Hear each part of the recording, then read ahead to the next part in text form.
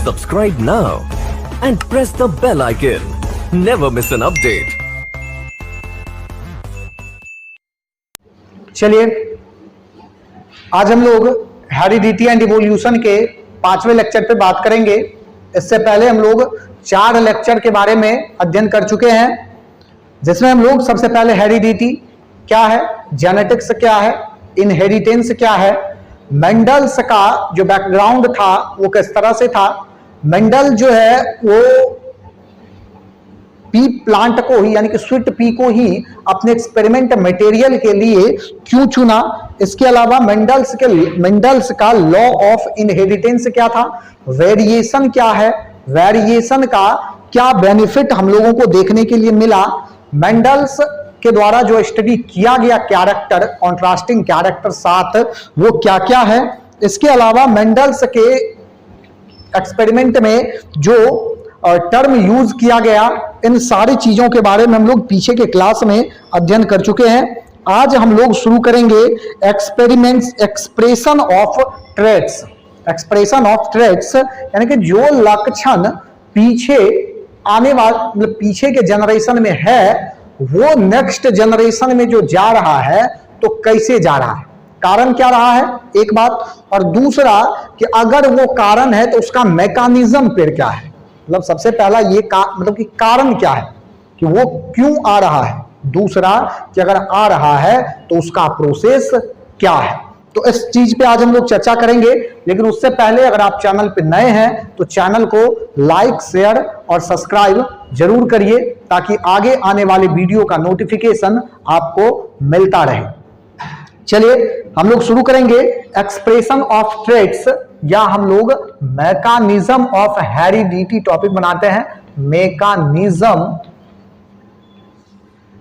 Of heredity, mechanism of heredity.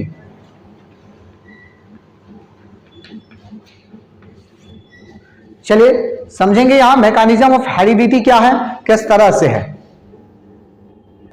चलिए mechanism of heredity का बात करेंगे कि हेरिडिटी जो कैरेक्टर्स है, हेरिडिटी के बारे में आप जान चुके हैं क्या है, ऐसा प्रोसेस जिसके द्वारा क्या होता है कि पीछे के जनरेशन का कैरेक्टर नेक्स्ट जनरेशन में ट्रांसफर होगा, उसको हम लोग हेरिडिटी नाम देते हैं। अब देखिए जरा कि ये हेरिडिटी का जो मैकेनिज्म है इसको समझने के लिए आपको चलना पड़ेगा 9th के सेल चैप्टर में। चलिए बैक रिवर्स गियर लगाइए और चलिए जरा सेल में।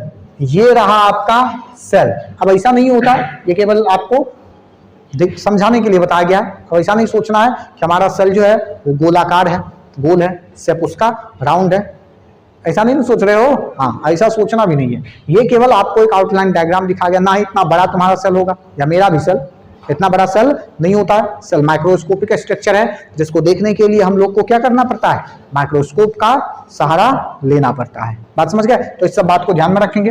इस सेल के सेंटर में एक जो है संरचना है, स्ट्रक्चर है, जिसको हम लोग प्यार से नाम क्या देते हैं, क्या देते हैं रे, ये देते हैं न्यूक्लियस। न्यूक्लियस को आपको 9th में पढ़ाया गया होगा। Nucleus is the stabiliser of cell, यानी कि हमारा न्यूक्लियस ही ये डिसाइड करता है कि क्या कैरेक्टर हमारे अंदर या तुम्हारे अंदर या किसी भी जीव के अंदर जो है वो नेक्स्ट जनरेशन में जाएगा या नहीं जाएगा। बात समझ गए? स्टेबलाइजर कहा जाता है क्योंकि इसी के पास सारा कंट्रोल है।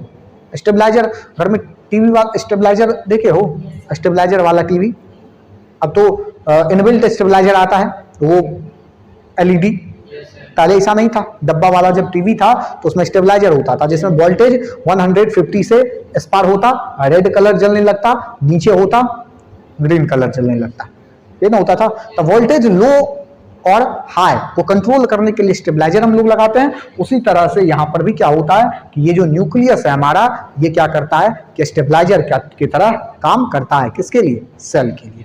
ऐसे न्यूक्लियस के नीचे जो फ्लूइड होगा इसको आप नाम देते हैं क्या, न्यूक्लियोप्लाज्म। क्या नाम देते हैं, क्या नाम देते हैं, न्यूक्लियोप्लाज्म। इस न्यूक्लियस के चारों तरफ मेम्ब्रेन होगा, उसको न्यूक्लियर मेम्ब्रेन कहेंगे। उस मेम्ब्रेन में कुछ होल होगा जिसको न्यूक्लियर पोर कहेंगे। ये न्यूक्लियस का एक आउटलाइन डायग्राम आपको समझा गया, अभी तक कुछ नहीं कहा गया इसमें भी। अब देखिए जरा, इस न्यूक्लियस के जब नीचे चलेंगे तो आपको एक नेटवर्क लाइक स्ट्रक्चर मिलता है। उस नेटवर्क लाइक स्ट्रक्चर को आप कहते हैं क्रोमैटिन। क्या कहते हैं? क्रोमैटिन। बोलो क्या कहते हैं? क्रोमैटिन कहेंगे। अब वो क्रोमैटिन सेल डिवीजन के समय, जब हमारा सेल डिवाइड करेगा, उस समय में वो क्रोमैटिन टूट करके क्रोमोसोम का फॉर्मेशन करता है। देखिए जरा, ऐसा नहीं कि हमारे बॉडी में क्रोमोसोम घूम रहा है बंद करके एकदम जो है टैबलेट लगाया और चल रहा है कि भैया कहाँ जाना है बोलो तैयार है हम। ऐसा नहीं होता है। जब क्या होगा, सेल डिवीजन शुरू होगा, आगे चल करके जब आप सेल साइकिल एंड डिवीजन पढ़ेंगे 11th क्लास में, तो आपको बताया जाएगा कि माइटोसिस फेज में क्या होगा कि हमारे बॉडी में जब सेल का डिवीजन होगा और उस समय जब माइटोसिस फेज चल रहा होगा तो उस समय क्रोमोसोम का फॉर्मेशन होता है। कहां से होता है? सेंट्रोमियर से। ठीक है। अब देखिए जरा कि यहां पर जो आपको क्रोमैटिन का नेटवर्क लाइक स्ट्रक्चर मिला, वो बनाया इस तरह का स्ट्रक्चर, जिसको अब ये जो स्ट्रक्चर आपको बटरफ्लाई लाइक स्ट्रक्चर दिख रहा है, इसी को आप कहते हैं क्या? क्रोमोसोम। बात समझे? क्रोमोसोम जो है हमारा, ये बना हुआ है अब किस सब चीज का? तो प्रोटीन का और डीएनए का। DNA equal to Dinanath Agrawal. Yes sir. DNA equal to Dinanath Agrawal या फिर deoxyribonucleic acid. Deoxyribonucleic acid, यहां ध्यान देंगे, DNA equal to Dinanath Agrawal बिल्कुल भी नहीं होता है। ठीक है, चलिए याद रखेंगे इस बात को। अब देखिए जरा कि ये रहा आपका, इस तरह से हम लोग एक आउटलाइन डायग्राम आपको बताए। अब इसको हम लोग ओपन कर दें, खोल चुके हैं। किसको? इस क्रोमोसोम। अब अगर हम लोग इसके इसका इंटरनल देखें कि ये किस तरह से बना है, चारों इसी तरह से बना होगा। एक में हम लोग देख रहे हैं यहां कुछ प्रोटीन होगा और इस प्रोटीन के साथ इस तरह का कुछ स्ट्रक्चर यहां आपको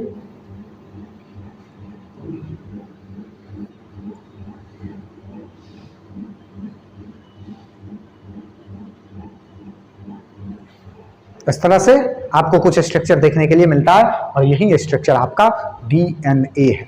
आगे हम लोग डीएनए का वाटसन और क्रिक मॉडल पढ़ेंगे। ठीक है, ये हकीकत में ऐसा स्ट्रक्चर नहीं है, ये 3D स्ट्रक्चर है। बात समझ गए ना? ये एक के ऊपर एक लपेटे हुए। ठीक है, गर्ल्स का चोटी बनाते हुए देखे हो कभी?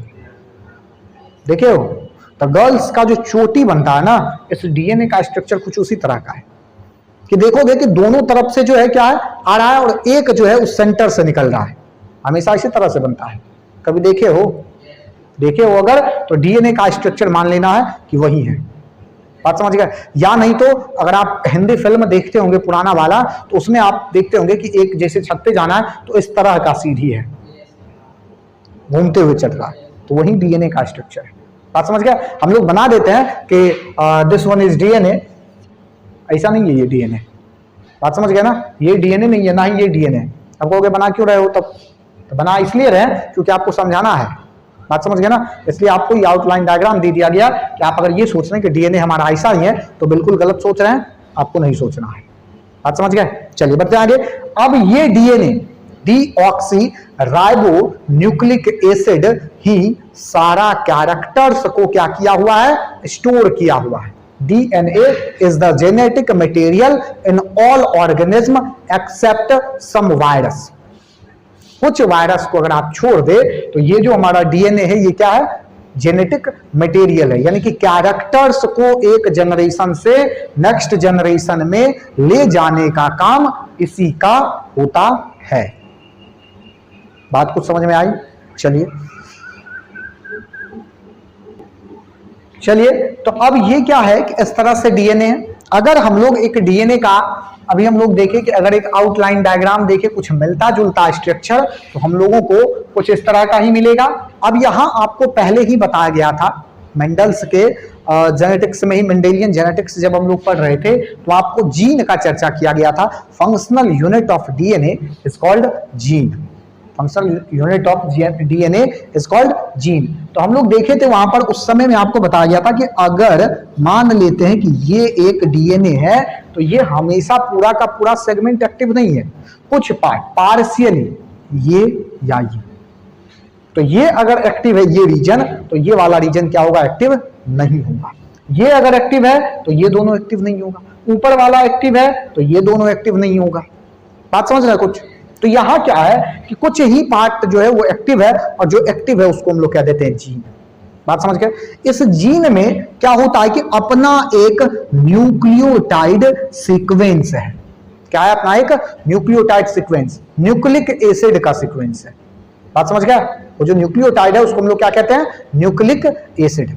उस न्यूक्लिक एसिड का ये सीक्वेंस है और यही सीक्वेंस कोड करेगा कि कैरेक्टर्स को ले जाना है कितना और किस कैरेक्टर को छोड़ देना है कहां। बात समझ रहे हैं? ध्यान देंगे जरा। ये सारा बात आप जब 12th में मॉलिक्यूलर बेसिस ऑफ इनहेरिटेंस पढ़ेंगे तो वहां चर्चा किया जाता है। आपके लेवल से ऊपर चर्चा किया जा रहा है तो हो सकता है कि आपको ये सब लगे कि ये सब कहां कहां से आ रहा है। बात समझ गए ना? लेकिन जो है दिमाग को स्थिर करके लगातार दिल थाम के बैठना है, सब समझ में आएगा कि क्या कहा जा रहा है। ये इसको समझने के लिए, यानी कि ये हेरिडिटी का मैकेनिज्म क्या है, इसको समझने के लिए ये जरूरी है। बात समझ गए? तो यहां क्या है? न्यूक्लिक एसिड का पेयर है जिसको न्यूक्लियोटाइड कह रहे हैं। अब यहां पर क्या होगा कि यही कोड करेगा, इसके पास कोडिंग सिस्टम होता है कि हमको किसको ले जाना है और किसको छोड़ देना है। तो जो कोड किया कि मतलब इस कैरेक्टर को ले जाना है, वो अगर कोड हो चुका है तो वो नेक्स्ट जनरेशन में जाएगा और जो नहीं हुआ वो क्या होगा? नहीं जाएगा। जो जाएगा वो दो तरह का हो सकता है। क्या सब हो सकता है? तो एक डोमिनेंट हो सकता है और दूसरा रिसेसिव हो सकता है। क्या? अब जो कोड हुआ वो दो तरह का हो सकता है, डोमिनेंट और रिसेसिव। अगर डोमिनेंट कोड हो गया, अगर क्या हुआ? डोमिनेंट कोड हो गया, मतलब फादर से अगर मान लेते हैं तो फादर वाला कैरेक्टर क्या होगा? बेबी में ज्यादा देखने के लिए मिलेगा। और डोमिनेंट मदर वाला अगर कोड हो गया तो मदर का कैरेक्टर बेबी में ज्यादा देखने के लिए मिलेगा। बात समझ रहे हैं? तो यहां पर इस बात को समझिए, मैकेनिज्म ऑफ हेरिडिटी यही चल रहा है कि यहां पर जो कोड हुआ और अगर वो डोमिनेंट है तो क्या होगा? वही कैरेक्टर देखने के लिए मिलेगा। अगर रिसेसिव कोड हुआ है कि जहां से, तो वो अगले जनरेशन में जाएगा तो लेकिन पार्शियली पार्टिसिपेट करेगा, वहां जाके केवल पूरा कर रहा है अपना फॉर्मेलिटी। बात समझ रहे हैं? केवल क्या किया? फॉर्मेलिटी पूरा किया। क्या कि हाँ दूसरा जीन आ चुका है। अगर मान लेते हैं यहां हम लोग देखे थे कि ये अगर टॉल है और ये ड्वार्फ है और नेक्स्ट जनरेशन में दोनों आया है तो कैरेक्टर तो आपको केवल टॉल का ना दिख रहा है, कैपिटल टी वाले का। स्मॉल टी वाला क्या कर रहा है कि एक क्रोमोसोम में जीन पेयर में होता है, ये पूरा कर दिया इस चीज को। बात समझ गए ना? क्रोमोसोमल थियरी ऑफ लिंक जब पढ़ोगे ना इनहेरिटेंस तो वहां बताया जा रहा है तुमको कि जीन हमेशा क्रोमोसोम में क्या होगा? पेयर में रहेगा, पेयर में रहता है। तो अब ये अगर पेयर में है तो ये स्मॉल टी वाला तो केवल फॉर्मेलिटी ही ना पूरा कर रहा है कि हाँ हम प्रेजेंट है भैया। अब कैरेक्टर तो उसका नहीं तुमको कहीं दिख रहा है, ये तो कैपिटल टी वाला दिख रहा है। तो बात समझ गए ना? डोमिनेंट वाला अगर गया तो क्या होगा कि अपना इफेक्ट दिखाएगा, कैरेक्टर आपको देखने के लिए मिलेगा बदला बदला। लेकिन अगर ऐसा नहीं हुआ कि रिसेसिव वाला पहुंच चुका है कोड हो करके, तो वो क्या होगा कि अपना कैरेक्टर को दबा करके रखेगा, अपने आप को वो कभी एक्सप्रेस नहीं कर पाता है। बात समझ गया? तो मैकेनिज्म ऑफ हेरिडिटी शायद अब आपको समझ में आ गया होगा क्या चल रहा है। बात समझे? अब देखिए जरा, इसको हम लोग लैंग्वेज में बात कर लेते हैं। क्या है? Deoxyribonucleic acid present in the cell of hereditary material. It is the information source in the cell for making proteins. ठीक है? आप देखिए आगे, it is know well know that a specific segment of DNA having a specific sequence of nucleotide provide information for one protein is called the gene. बता दिया गया आपको, जहां कोड होगा एक ही हिस्सा कार्य करेगा तो उसको हम लोग जीन क्या देंगे। In fact the gene determine everything about an organism. क्या कहे? डीएनए डिसाइड करता है, तो डीएनए में तो जो एक्टिव होगा वही ना डिसाइड करेगा, जो इनएक्टिव कंडीशन में वो क्या डिसाइड कर सकता है? वो तो कुछ करेगा नहीं। That is the control the characteristic of an organism. A dominant factor of allele control the synthesis of fully functional protein or enzyme to produce its morphological or physiological effect. A recessive factor, on the other hand, is able to contribute partially and thus produce defective, incomplete and less efficient protein or enzyme. क्या कहे कि जो dominant वाला code हुआ तो वो सारा अपना कैरेक्टर दिखाएगा, तो वो सारा अपने हिसाब से प्रोटीन का भी फॉर्मेशन करेगा। लेकिन अगर रिसेसिव वाला चला गया तो वो लेस इफेक्ट दिखाएगा, ना एंजाइम का फॉर्मेशन करेगा और कुछ इस तरह की चीजों का फॉर्मेशन या फिर अपना इफेक्ट वो वहां नहीं दिखाता है। बात समझ गए? चलिए आगे बढ़िए जरा। It is therefore unable to express effect presence of dominant factor, ये सारा चीज होता है डोमिनेंट फैक्टर के कारण। Effect of recessive factor only becomes apparent when it occurs in a pair। अब ध्यान दीजिए जरा, ये भी बात वही कह रहा है कि ये ये रिसेसिव जो है, ऐसा नहीं कि इसका कैरेक्टर आपको कहीं नहीं दिखेगा, इसका कैरेक्टर दिखेगा। कब दिखेगा? जब ये पेयर में आएगा। बात समझे ना? याद होगा अगर आपको मेंडल का F2 जनरेशन सेकंड लेक्चर में बात किया गया था, आपके साथ क्रॉस कराया गया था मोनोहाइब्रिड क्रॉस। अगर इसका क्या हुआ था, सेल्फ क्रॉस करवाए तो अगला रिजल्ट हमको capital T capital T, capital T small T, capital T small T और स्मॉल टी आया था ना। तो ये स्मॉल टी जब एक साथ आएगा तो वो कैरेक्टर डोमिनेंट होगा, और डोमिनेंट कैरेक्टर जो है आपको जब वो रिसेसिव कैरेक्टर जब पेयर में आ गया, अब वो पेयर में आने के कारण उसका कैरेक्टर आपको देखने के लिए मिलता है। आप समझ गए? अगर वो जब तक पेयर में नहीं आता है तब तक आपको उसका कैरेक्टर कभी भी देखने के लिए नहीं मिलता है। बात समझ गए? चलिए, तो यही कहानी है किसका, मैकेनिज्म ऑफ हेरिडिटी का। चलिए अगला हमारा टॉपिक है क्या, controlling of contribution of genetic material by both the parent. यहां ध्यान देंगे जरा, यहां कहा क्या जा रहा है, कंट्रीब्यूशन ऑफ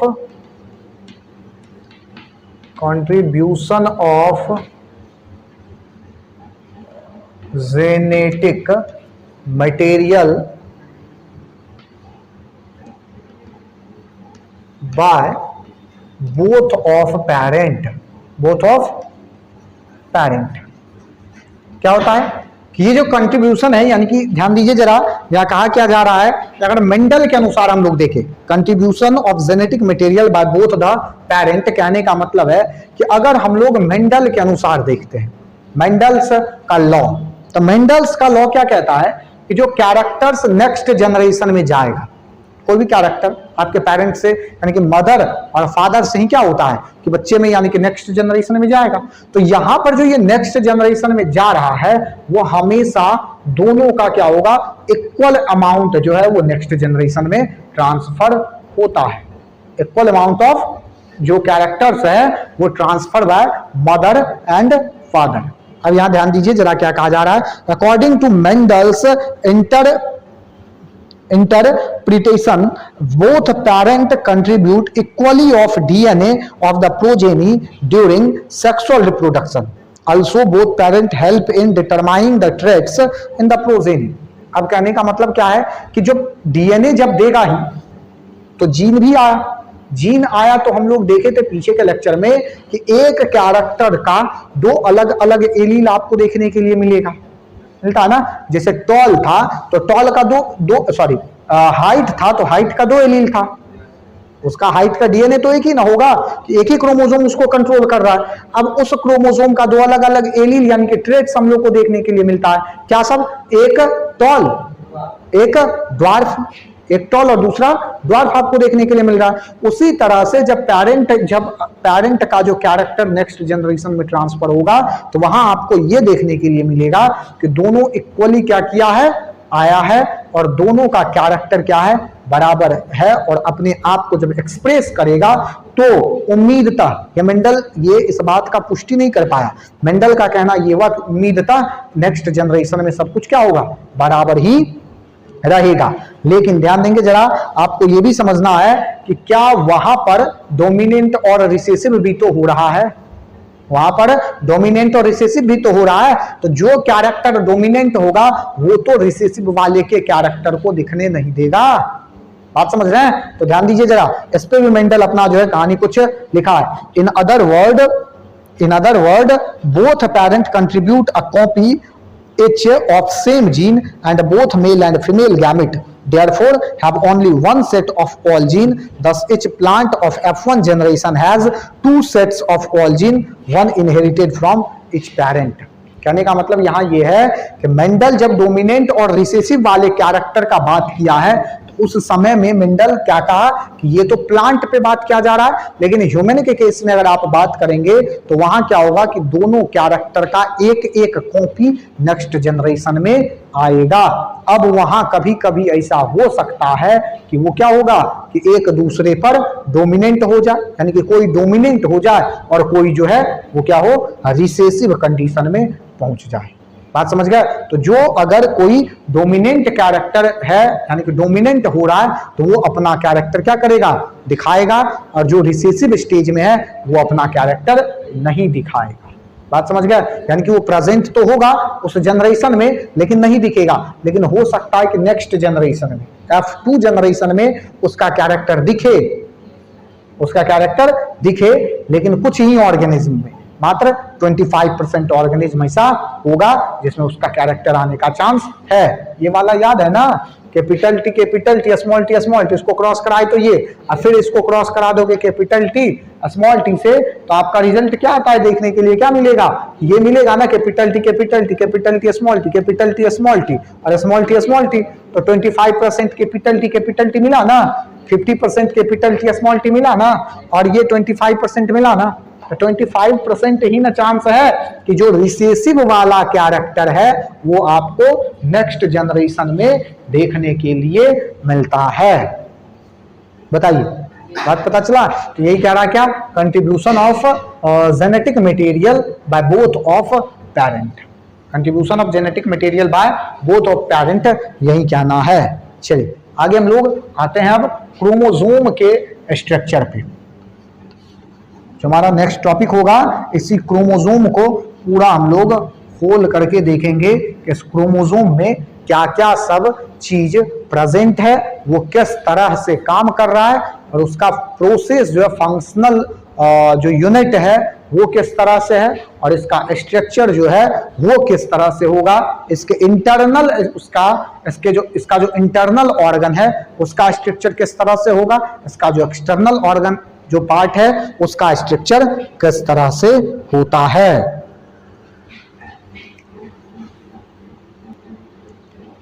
चलिए आगे आने वाले क्लास में हम लोग क्रोमोसोम का डिटेल स्टडी करेंगे। तब तक के लिए इतना ही, बाकी का बात आगे आने वाले लेक्चर में करेंगे। तब तक के लिए जय हिंद, जय भारत।